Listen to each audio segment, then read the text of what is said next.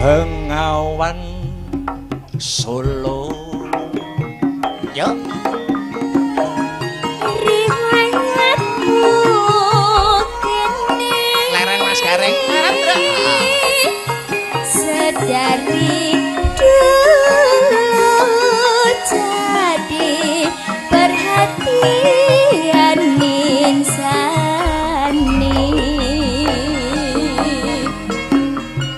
Musim kemarau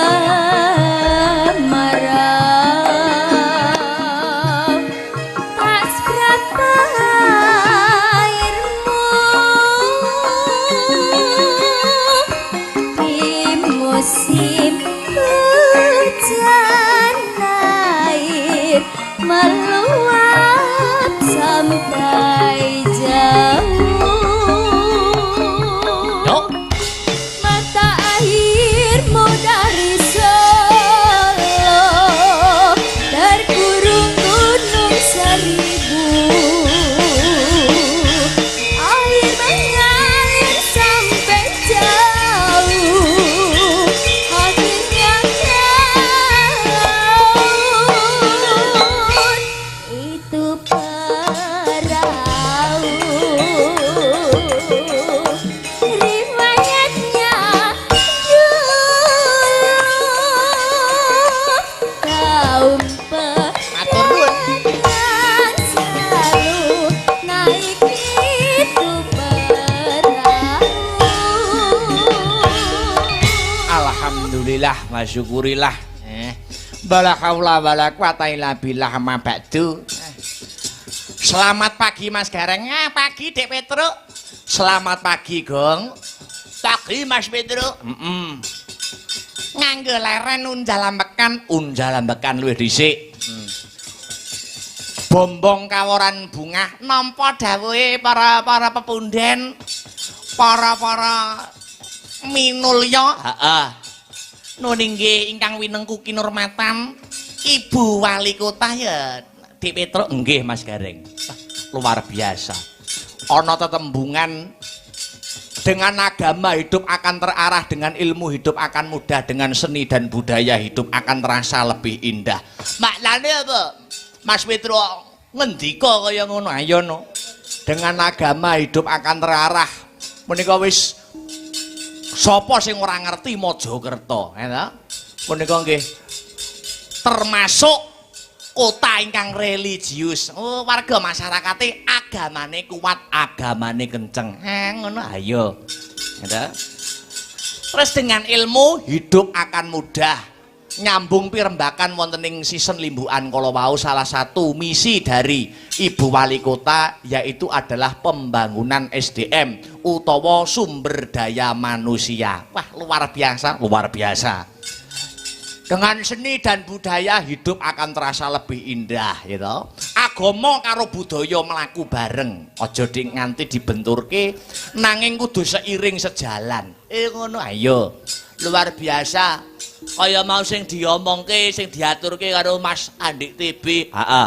Di tengah-tengah efisiensi anggaran program pemerintah pusat nanging pemerintah kota Pemkot Mojokerto masih standby, gitu, masih setia nggone nguri-nguri lan ngurip-ngurip budayane awake dhewe. Nah, pancen bener kaya mangkono. Mula wis ora ana tembung sing luwih indah kang kudu diucapake kejaba mung ngaturake panuwun kang sarta terima kasih yang sangat banyak.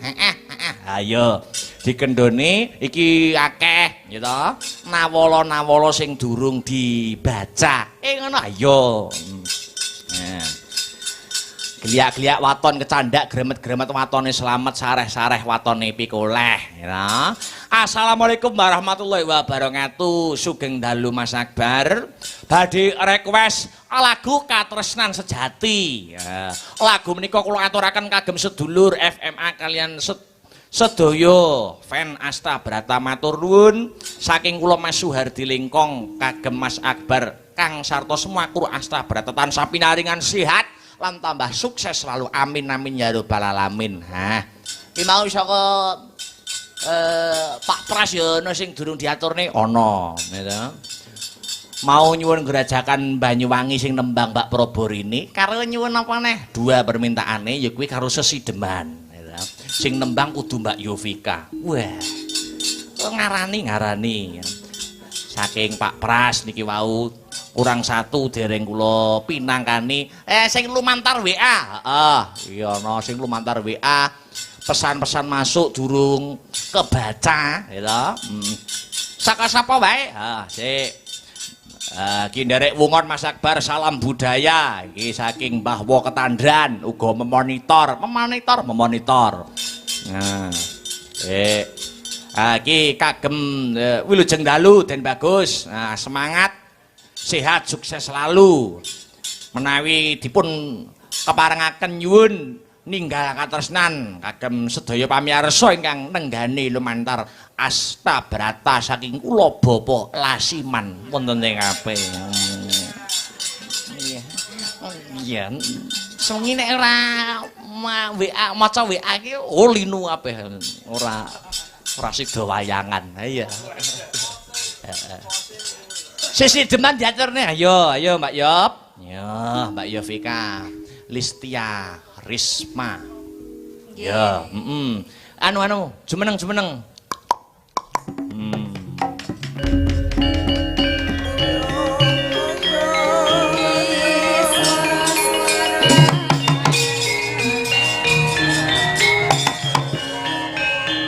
Wilujeng enjing selamat pagi Mbak Yovika Listia Risma. Nggih, sugeng enjing Mas Akbar. Dereng ngantuk to? Alhamdulillah belum. Bidal mriki kalih sinten Hara? Kalih Ibu. Ibu mirsani. Nggih, mirsani. Wah, ngaten niki nek jenengan main ngaten niki Ibu ngaten niki sare napa? Nggih, mboten no nirakati. Wah ya, sae nirakati anake kok. Di mana-mana selalu mengantar. Ya, Ibu. Niki ada permintaan lho, Mbak Yovika. Nggih, napa? Sesideman. Karya besar Ki Haji Sukron Suwondo. Ayo dibawani riyen nggih. Ya, arep ngendoni swasana kang kenceng. Ayo. Ayo Mbak Yop. Niki mau ceritane ngarani ngoten to, Mas? Ngarani iki lho, wacane dhewe kok dikira aku. Ayo ngarani enten duwite mboten? Lho, piye ta? Ono lho iki lho. Dikira aku ngapusi kowe piye? Berarti enggak aku nang kuwi. Piye? Enggak aku. Ya wis ta. Ngopo to tenang. Kowe iki bagianmu dudu iki sik. Apa, Mas? Ya, bawa bagianmu. Ya. Yo, dipawani sik. Heeh. Ya.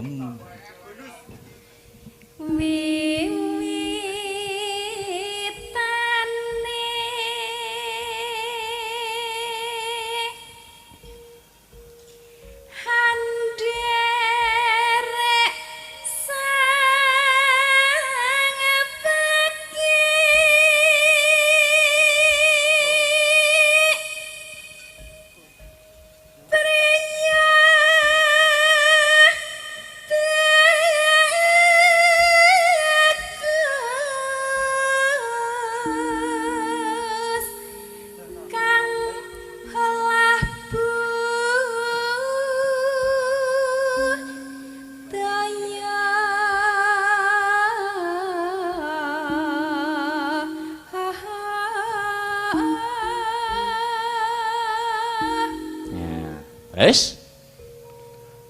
Samana menyang kuda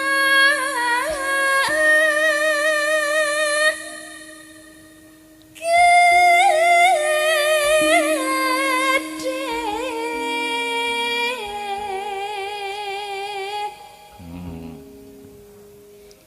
Bentar.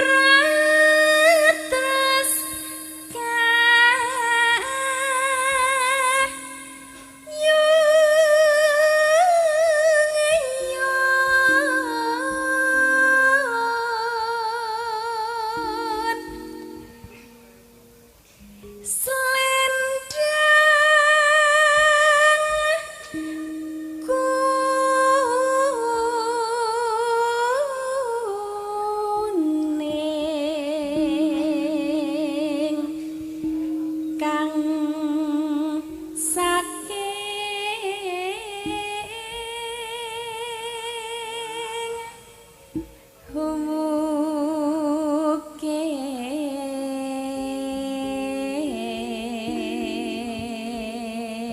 Iki uga dianu lho, Nok, di live streaming. Nggih. Nyem. Ora usah getak-getak. Mboten, kita niki semangat kula niki. Oh, Mboten ngoten. jenengan Jenengan yang nek yang mboten iki semangat nggih, Mas. semangat. Oh iya. Mosok, wis gak sida. Anu, napa niku iki di live streaming gitu. Nggih. Panjenengan mbok menawa arep salam sapa-sapa. Yo, sapa? Enek Nggih. ndak? Ngono. Nggih, khususipun nggih sing mirsani dateng dalem menika. Iya. Penggemar berat Asta Brata ngaturaken sugeng mirsani. Heeh. Selamat pagi. Pak Lasiman oh nggih, Pak Lasiman selalu itu. Lho Pak Lasiman ning TKP kok malah ora anu heeh. Lanjut kanthi ki mau kanthi. Dik. Suara kurang permana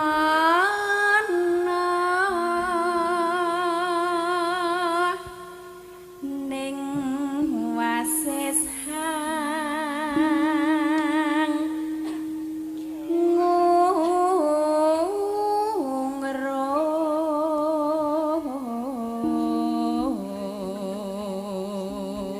Hangungrume artine apa? Kenapa niku Mas kula dereng mudeng? Wah, swara kurang permono iki berarti artine apa? Suarane ora patek ya wis mayak-mayak lah. Nggih. Suarane ora patek apik. Ning wasis iki pinter. Angungrum ki apa? Kenapa niku? Merayu. Oh. Nah, suarane ndak patek apik ning pinter ngerayu. Nggih. Contone pripun niku? Duh, niku nyeritakne sejarah niku. Nggih, maksudnya mosok mboten enten contone. Contone napa? Ngerayu Maksudnya, deh. tiang setri tapi swantene kan biasa mawon cara mono. Cara mono. Nah, tapi saged merayu ngoten niku lho. Nggih. Kathah to. Ning kula niku kok dereng nate dirayu wong wedok selawase urip. Iya. Masak. Iya. Kondi ki mau. Mbak. Terus tresno. Oh iya. Ngrom marang. Ayo. Sing kemayu. Bendera. Bendera. Ngono lho. Bendera. Iya, terus Tias sulis pio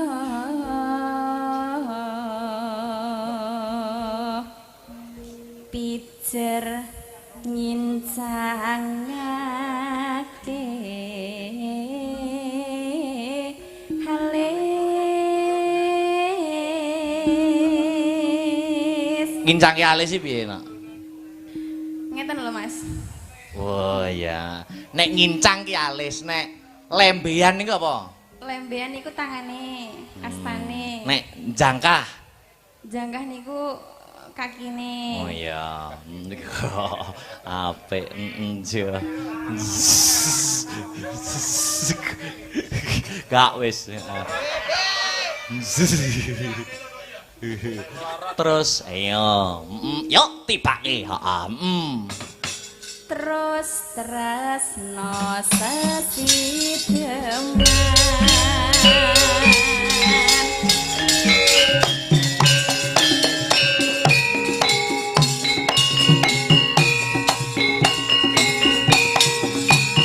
Yuk. Yuk. Ya, monggo.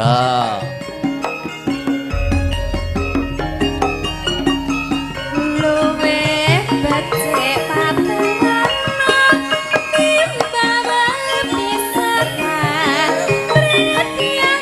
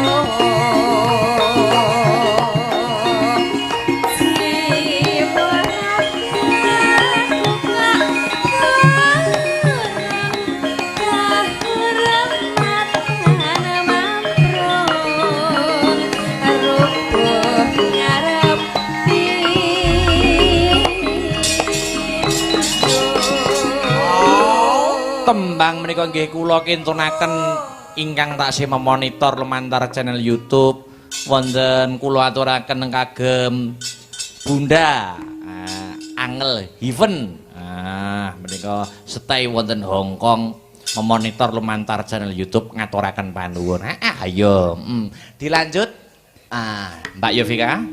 Urip ana kutha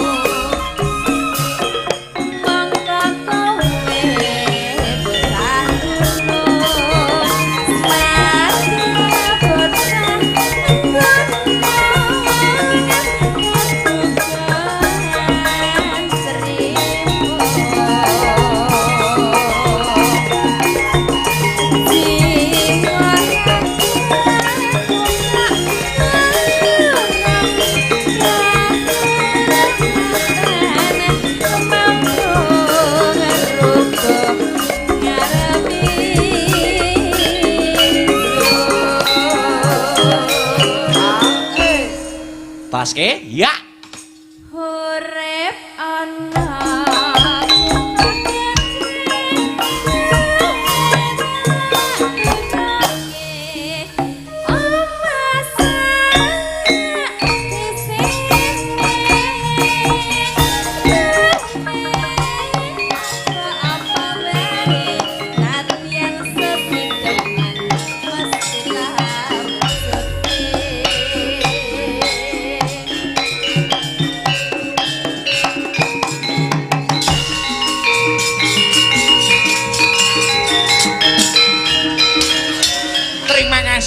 Dek Yovika. Ya. Ya. Ingkang sampun menghaturkan inggih menika langgam sesideman karya besar Ki Haji Sukron Sewondo. Ngono ya Le. Ayo. Luar biasa. Saiki yen awake dhewe gagas Mas Garing Dik Bagong piye, Truk? Saiki regenerasi seniman kuwi ora bakal kentekan dalang kuwi wis akeh regenerasine pengrawit semono uga sinden semono uga.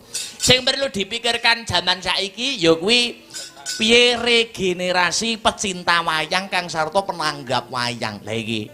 Oh ngono ayo no. Balange akeh, pengrawite akeh, sindene mbludak nek ora ana sing nanggap ayo arep ngendi anggone. Oh ngono dadi wadah ya to.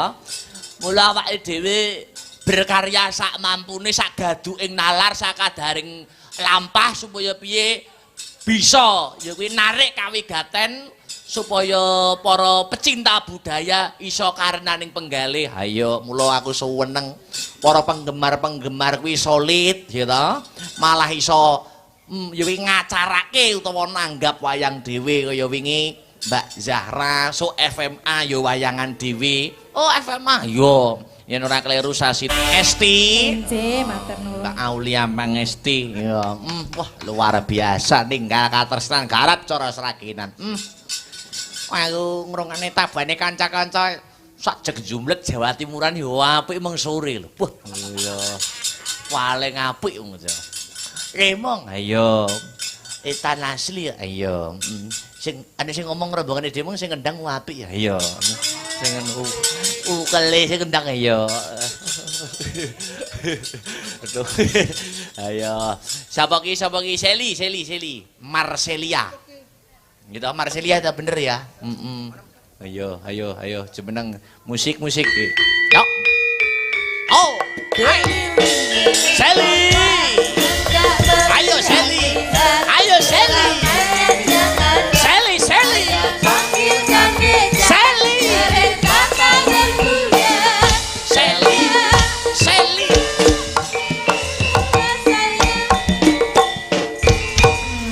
Nggur diubah nggur bokong guri dhewe. Wah, aku pah jan gerakan tubuh sampean niku nganu, Mbak, memikat Langge. para kaum Adam gitu.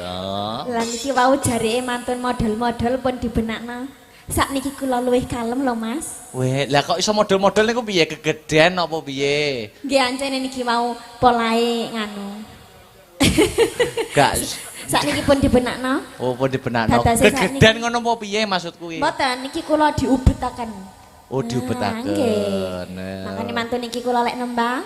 Nah, jakete kalem-kalem ngeten niki. Oh, tapi kan tidak keluar ciri khasmu. Oh ngoten. Mungkin no sing ada sing bonang, sing jaipang nu mboten warem nek mboten Mbak Seli joget nganti muser ngoten.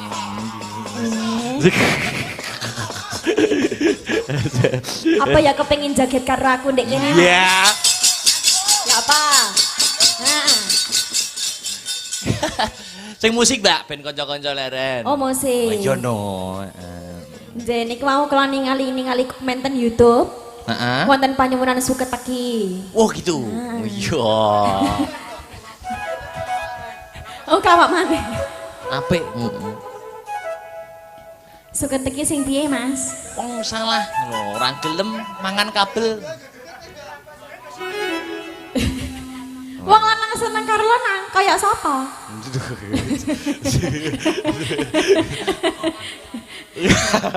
Ayo sok ketemu ya. Aku kerim. Nganu, Mas Dalang. Dalem. Mboten napa-napa niki, menawarkan ke Mas Hendra, Mas Hendri. Mas Herman. Mas Heru nanti dibuat bom sama Mbak Pesek. Ora, aku kepengin joget karo Mas Herman sing bonang. Niku priyayi, aja kon joget ngawur. Oh, priyayi. Nek kasepuan. Sak liyane Mas Herman nudik.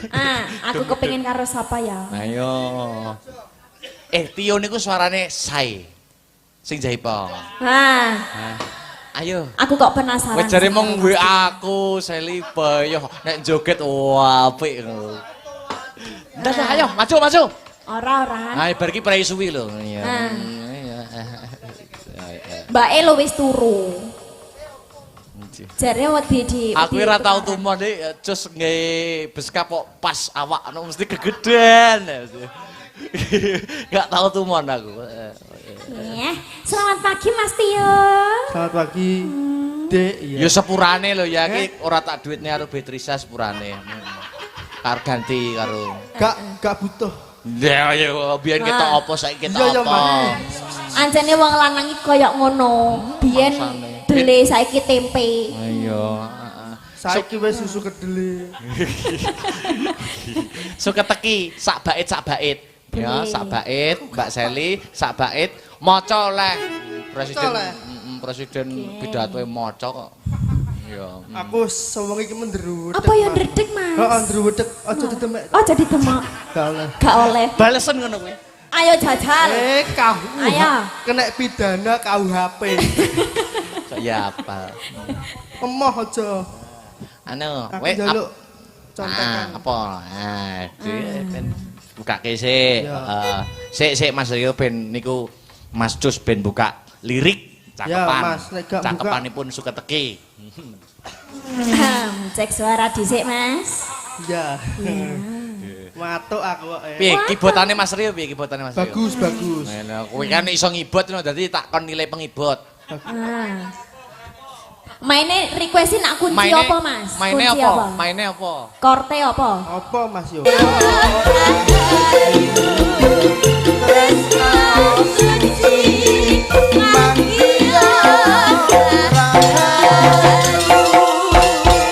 Terima kasih Mas Heru, Mbak Sri.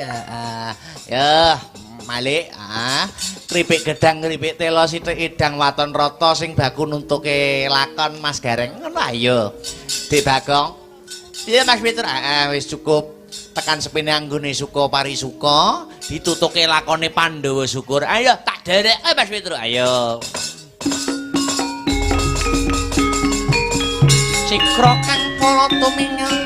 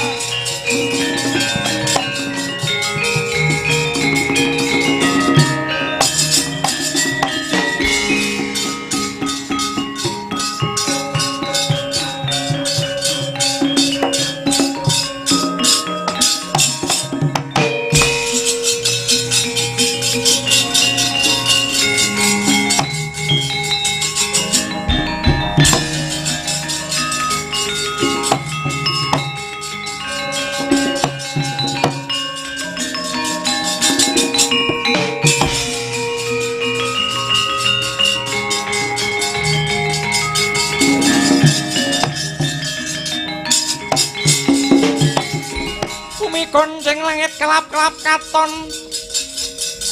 leregen canging alis ari sang maweh gandrung sabarang katulu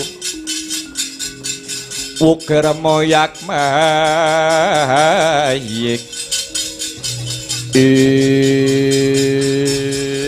Werkudara lan Janaka mandhek luwih dhisik ya Di. Iya jeli dengersna kakangku. Nuring kiduh Jengkoko Prabu. Aku lan Siadi sakloron wis tumekan ana ing tapel wates negara Giri Bajra.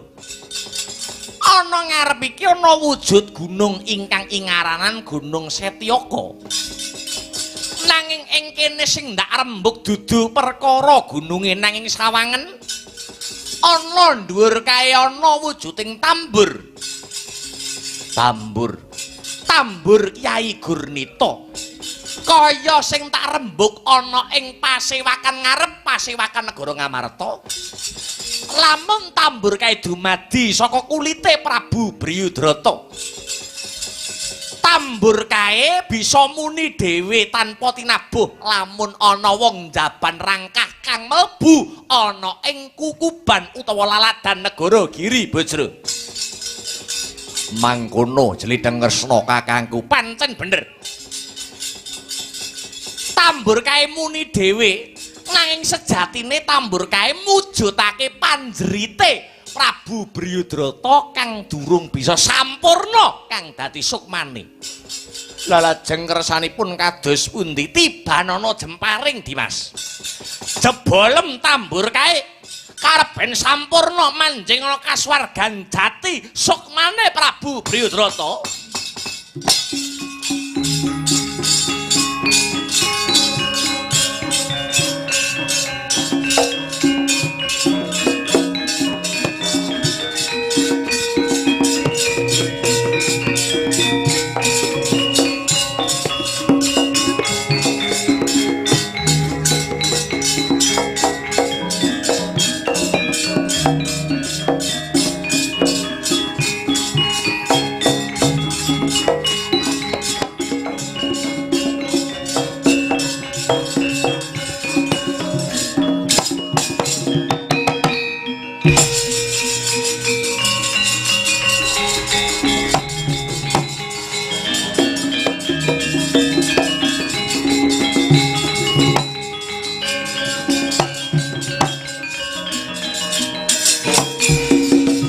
Prabu Kresna, Raden Bima lan Raden Janaka banget panuwun kula pranyata paduka pepetinganing satriya awit saged ngentas panandhang kula babakan katentremaning bawana kula titip anak kula pun Jarasandha dumateng panjenengan Prabu Kresna sumangga anggenipun badhe amurba kang sarta misesa.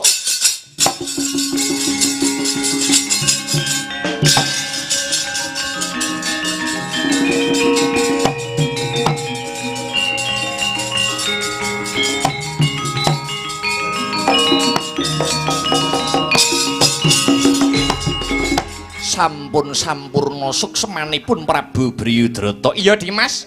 Ayo enggal lumaku jledeng Kresna. Musik. Sadurunge mbacut siadi sakloron tak kanthi anamur laku dadi brahmana utawa pandhita.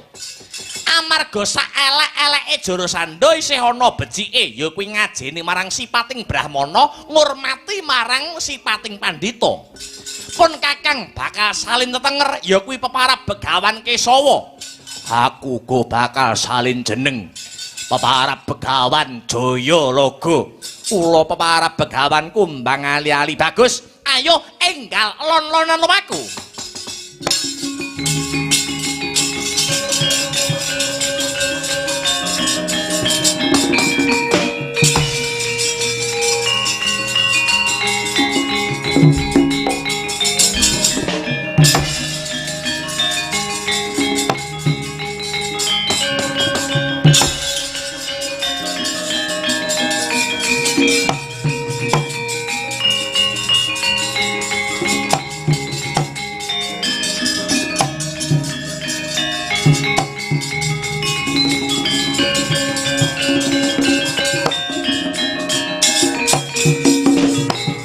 Punapa mirah ingsun.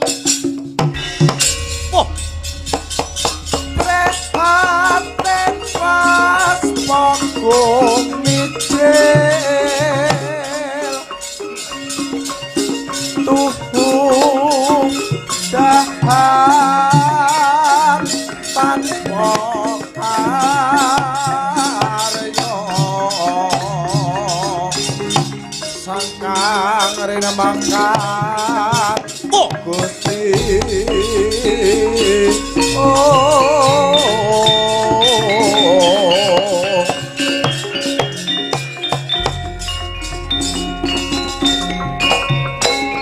Leweran keringetmu krenggosan napasmu togok mlayu-mlayu gawe kaget ana apa?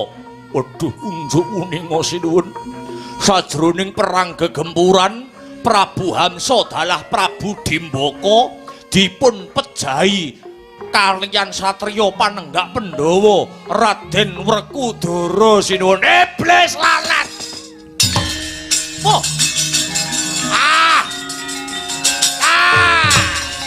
Oh.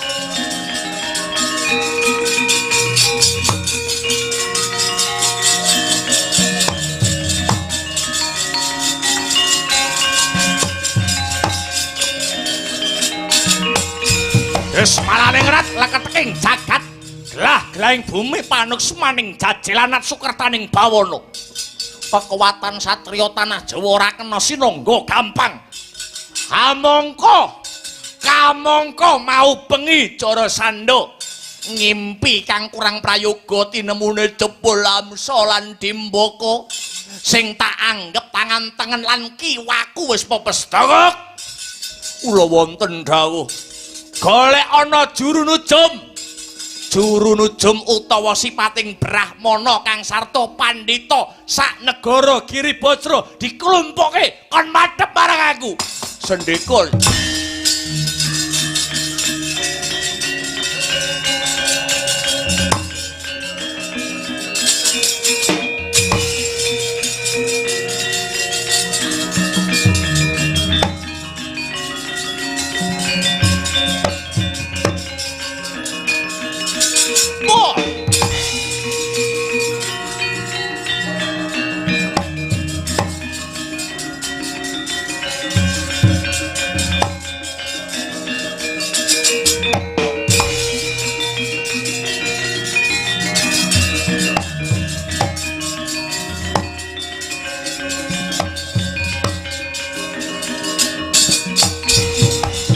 Pandita Karya wangsit pindha kumbang ajab ing tawang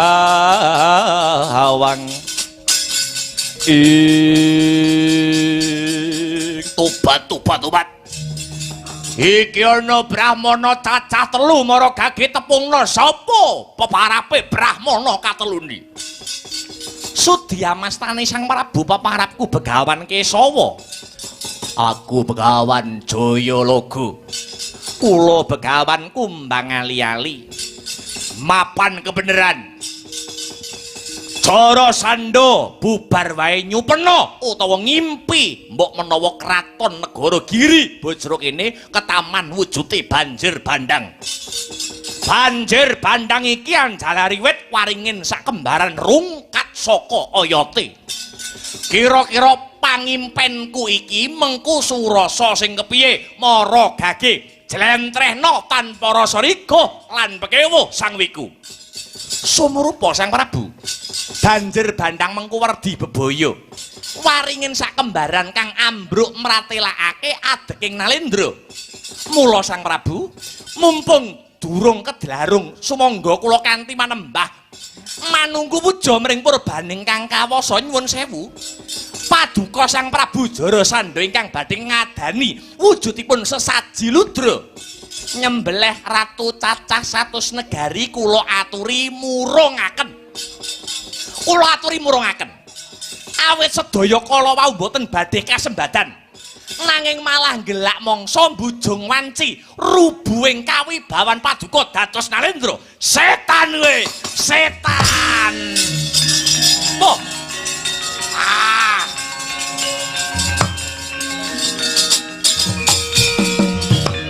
Iblis lanat. Kuwi arep jlentrehke pangimpenku monggo ning aja pisan-pisan. Aja pisan-pisan kowe nyenggol babakan sesaji ludra merga kuwi kapercayanku, merga kuwi kapitayanku. Tresmak bathok mata mlorok ora ndedelok. Jebul yen ngugemi kapitayanmu babar pisan ora nglandhepke kawaskitanmu. He Jarasandha. Sejatine aku kuwi dudu Brahmana. Aku Ratu Ndwarawati Prabu Kresna pamonging Pandhawa. Dene ana mburiku iki panenggak Pandhawa Werkudara lan panengah Pandhawa Sarjuna. Ayo arep apa kowe? Etian, Etian.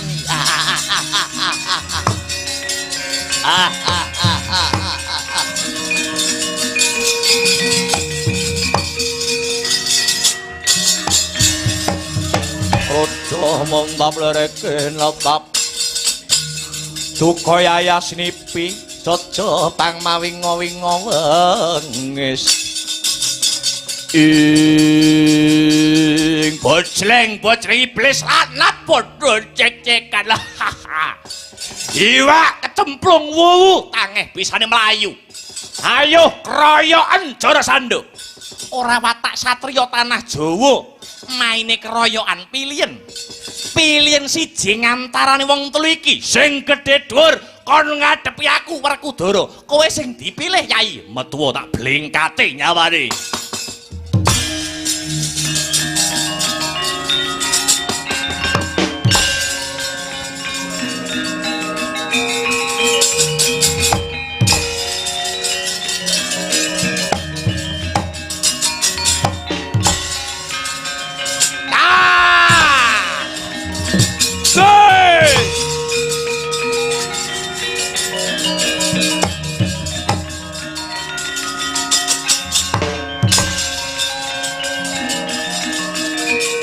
Sinom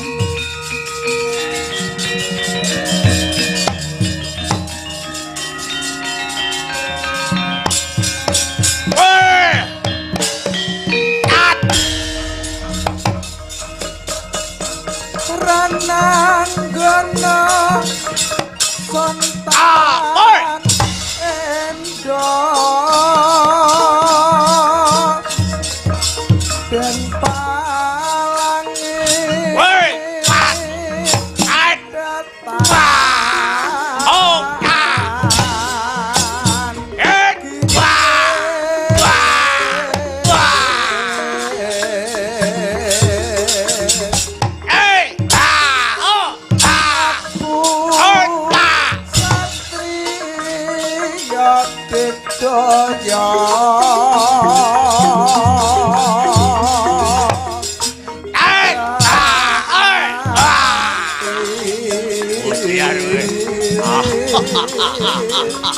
tak wujud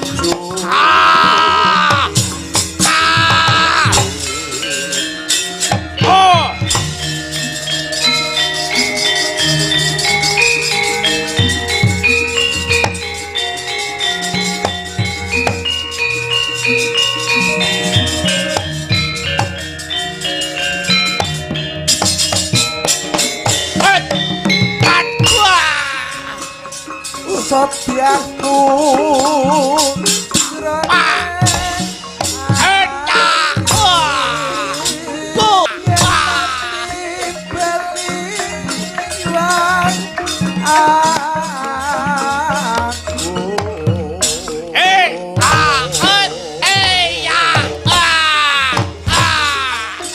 awet son labuh bangsa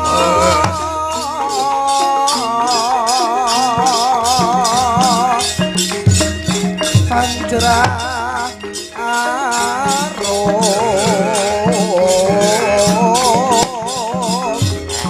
asma rekti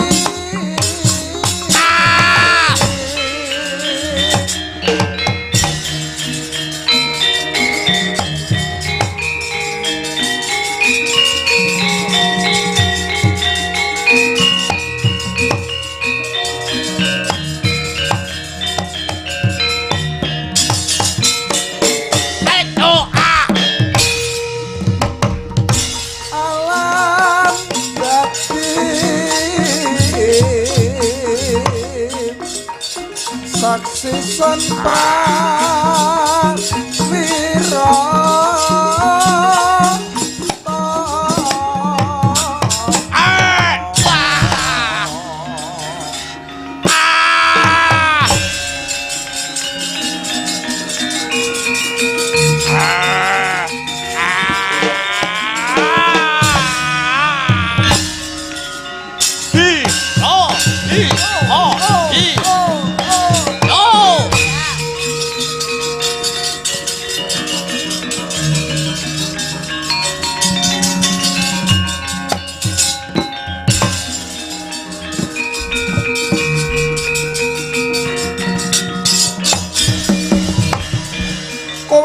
Werkudara, aku ora kalah, kok mundur leren. Olah. Kowe apa lali pengapesane si Jara Sandha? Pengapesane Jara Sandha mapan ana ngendi?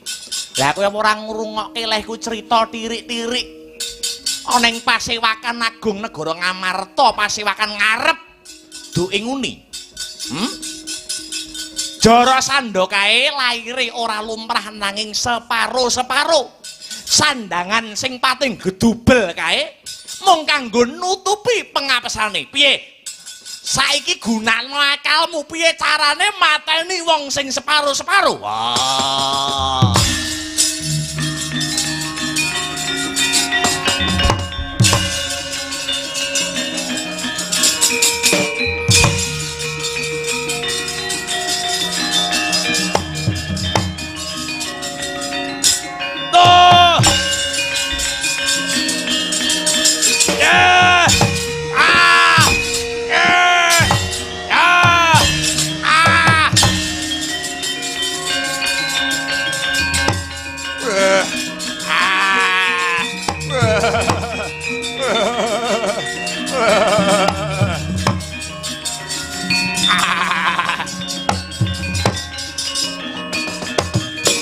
Noyah nayuh Baskara Titi mangsa dupi emut mring pengapesane Sang Jara Sanda ari Sang Raden Werkodara ngetok karusan kang pungkasan giya kadengkek bangkekane Sang Jara Sanda dadi lan patine sirna Sang Angkara Murka hilang sukmane Prabu Jara Sanda.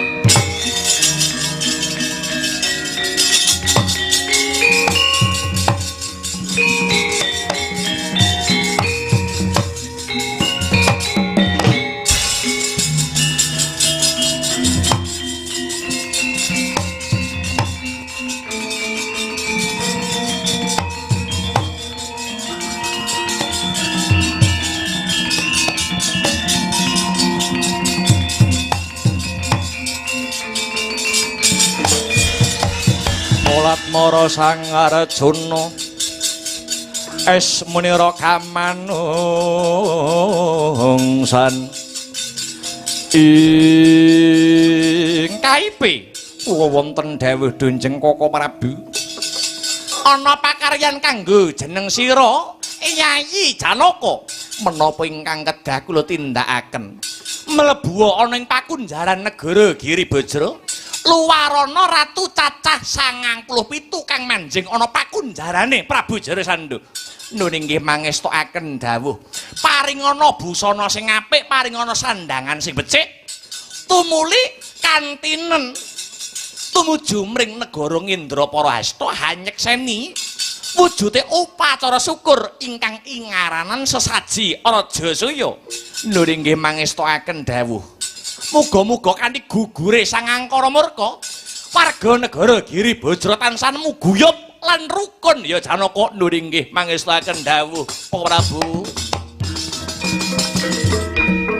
Sapakia amanguko guyub pilani raka aranca katon sigra sigrahan Rama Sapakia amanguko guyub pilani raka aranca katon sigra sigrahan Sapakia amanguko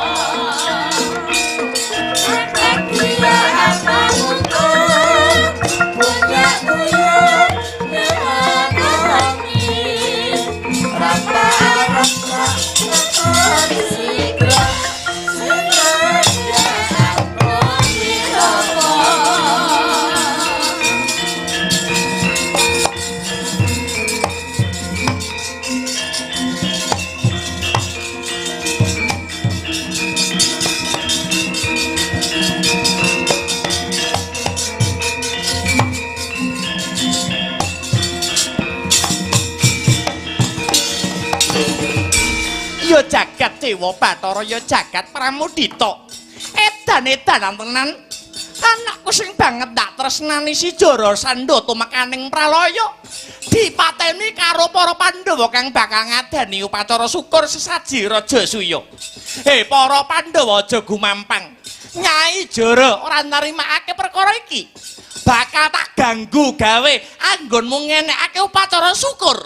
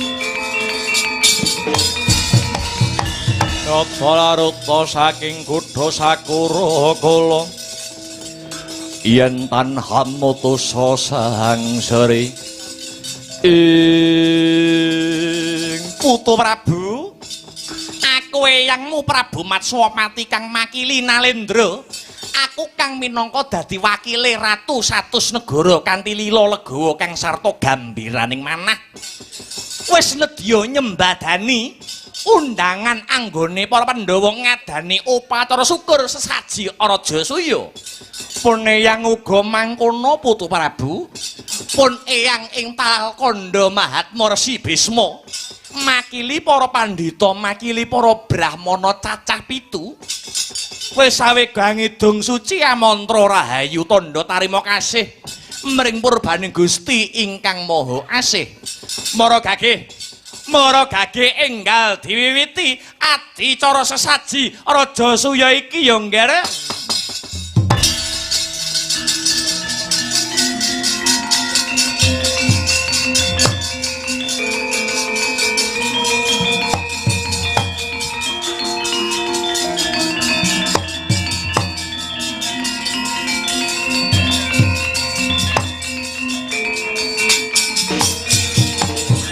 Purwa Madya Wasana samendang datan ana ingkang karempit upacara syukur sesaji Raja Suya dipun pandhegani kalian ratuning para ratu Ratu Wirata Prabu Mangsahpati Nalendra ing Amarta Prabu Puntadewa den paringi gelar Ratu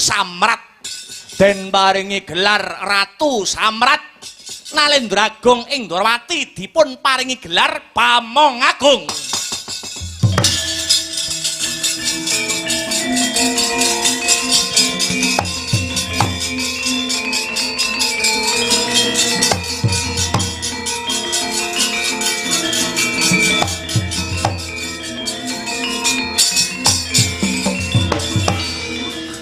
Ngunjukake rasa syukur mring purbaning Gusti Kang Maha Nasa wis kasembadan anggone para Pandhawa ngadani upacara syukur ingkang ingaranen sesaji Raja Suya. Kirang setunggal do Kanjeng Hyang ing Talkanda sumangga kula aturi paduka ingkang minangka dados wakil para brahmana utawi pandhita cacah 7. Kinen angidung suci amantra rahayu supados para Pandhawa sakwingkingipun tebih saking memala tebih saking suker sakit lan tebih saking bilai Kanjeng Hyang.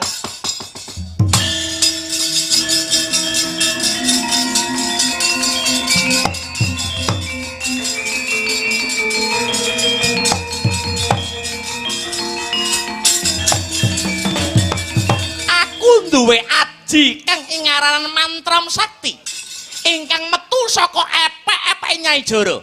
Dina iki bakal tak gunake kanthi bener becik, bakal tak lebur negara Ngamarta supaya mati para Pandhawa dina iki. Sekong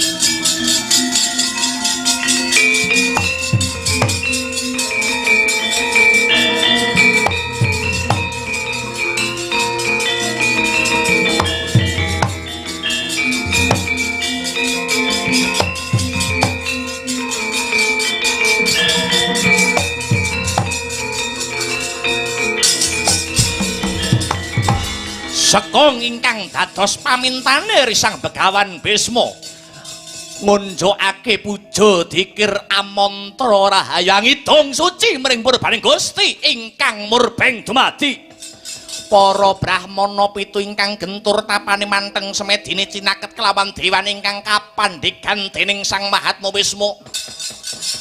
Saking katebian Nyai Jara matek aji mantram sakti arsa hanglebur tumpur negari Ngamarta ana kaelokaning jagat donganing para brahmana aji mantram sakti ingkang arsa den tujokaken wonten negari Ngamarta malah nglebur ragane Nyai Jara dadi lan patine.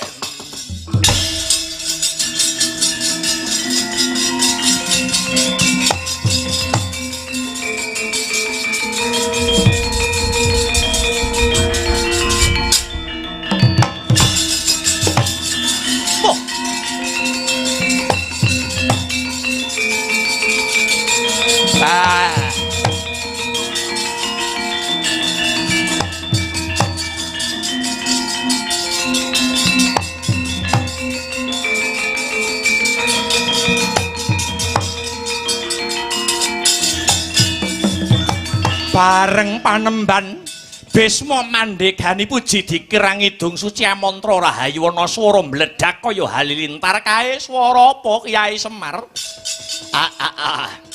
Punika sedaya kadaya saking niat murkanipun Nyai Jara. Niku sing ngopeni Prabu Jara Sandha ingkang duweni niat bakal nglebur tumpur negari Ngamarta ing pengajap supados sesaji Raja Suya menika wurung. Lah banjur piye Kyai Semar? Awit saking dayanipun Gusti ingkang murbeng dumadi ingkang kasipataken dhateng donganipun Brahmana cacah 7 ingkang dipun pandhegani Sang Mahatma Resi Bisma. Kakiyatan angkara murka saged dipun singkiraken. Waduh, syukur bage jumurung Kyai Semar. Saksirnaning Prabu Jara Sandha lan Nyai Jara lan sakrampungipun lumadining upacara syukur ingkang sinebat sesaji Raja Suya ndara kula kekalih Prabu Puntadewa lan Prabu Kresna sampun pinaringan pusaka gelar. Prabu Puntadewa dipun paringi gelar Ratu Samrat, Prabu Kresna dipun paringi gelar Pamong Agung. Kula meling nggih Gus, kula meling. Upacara syukur niki janjane kagem nyukuri adeking negara sampeyan, negara Ngamarta. Negara sampeyan, negara Ngamarta niki mangreksa kanthi sak bener-benere. Negara niki dibangun kanthi pambudidaya sing boten enteng. Direwangi banting balung meres keringet kang sarta dilambari ing reh raos prihatin. Keraton niki bakal ambruk. Keraton niki bakal ilang yonine lamun to wong-wong sajroning keraton mriki gegeran siji. Perkara bondo utawi Mas Picis Raja Brana, angka 2 gegeran perkara derajat lan pangkat, angka 3 perkara endahing wanita. Pun kathah conto lan tuladhane. Kula mboten nuding negara sampeyan ning sing kula sebat niki negara sing adoh-adoh nika. Direwangi geger padha-padha dulur niku janjane ora rebutan tembung bener, niku janjane mung rebutan bondo sing diglontorke saking dhuwur. Niku nek perkara bondo angka kalih perkara derajat pangkat. Wis akeh contone padha-padha wong kraton, padha-padha anak ratu, sikut-sikutan jegal-jegalan mung ngoyak dadi wong derajat. Mung ngoyak dadi wong pangkat, karep ben-ben diarani wong sing terhormat. Kamangka sing diarani wong terhormat niku dudu wong sing ngaya golek pangalembana. Ning wong sing gelem ngurmati sesamaning titah, atine lembah manah, pikirane wicaksana, uripe sakputuhe mung diudhokke kanggo mbantu para kawula. Niku titikane wong sing kajen keringan. Angka 3 negara niki badhe ilang yonine. Yen ratu nganti punggawane gampang kegiwang endahing wanita. Napa malih wanita wau tiyang sanes wong jaban rangkah sing dudu hake. Niki saged nyebabaken mula bukane winih cecungkrahan. Enake mung sethithik rekasane ditanggung anak putu. Pun nggih Ndara, sing padha rukun sampeyan kabeh niku anak ratu. Sampeyan niku wong kraton asring disiarke ana layar kaca. Dados tembung sakecap tindak sapecak kudu kena dadi patuladan. Ning yen gegeran tigang perkawis kala au dipun lakoni kalian wong kraton negara Ngamarta, apa maneh kratonmu mriki mangke sesukan ngabotoan. Kula mboten ngeden-ngedeni. Kraton niki bakal remuk, bubuk, ambruk mung kari jenenge.